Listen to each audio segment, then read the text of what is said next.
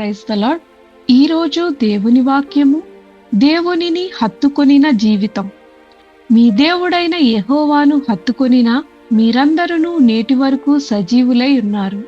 ద్వితీయోపదేశకాండము 4వ అధ్యాయము 4వ వచనం. ఈ వాక్యం ఒక గొప్ప సత్యాన్ని తెలియజేస్తుంది.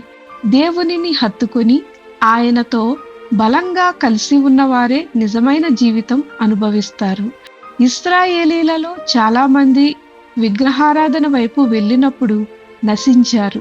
కానీ దేవునితో హత్తుకొని ఉన్నవారు సజీవులై ఉన్నారు.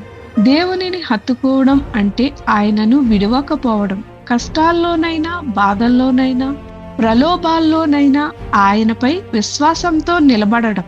ప్రపంచం మారుతుంది, పరిస్థితులు మారుతాయి, కానీ దేవునితో ఉన్న బంధం మనకు జీవాన్ని ఇస్తుంది. మన ఆత్మీయ జీవితం బలంగా ఉండాలంటే దేవుని వాక్యాన్ని చదవాలి, ప్రార్థనలో ఉండాలి, ఆయన చిత్తానికి విధేయులుగా ఉండాలి. దేవునిని హత్తుకొనిన వారికి ఆత్మీయ జీవం, రక్షణ, ఆశీర్వాదం ఖచ్చితంగా ఉంటాయి. దేవునితో హత్తుకొని ఉండండి. ఆయనతో ఉన్నవారే నిజమైన జీవాన్ని అనుభవిస్తారు. విశ్వాసం మనలను సజీవులుగా ఉంచుతుంది. ప్రార్థన. ప్రభువైన యేసు, నిన్ను ఎల్లప్పుడూ హత్తుకొని ఉండునట్లు మాకు దృఢమైన విశ్వాసం దయచేయమని యేసు నామమున అడుగుచున్నాం తండ్రి.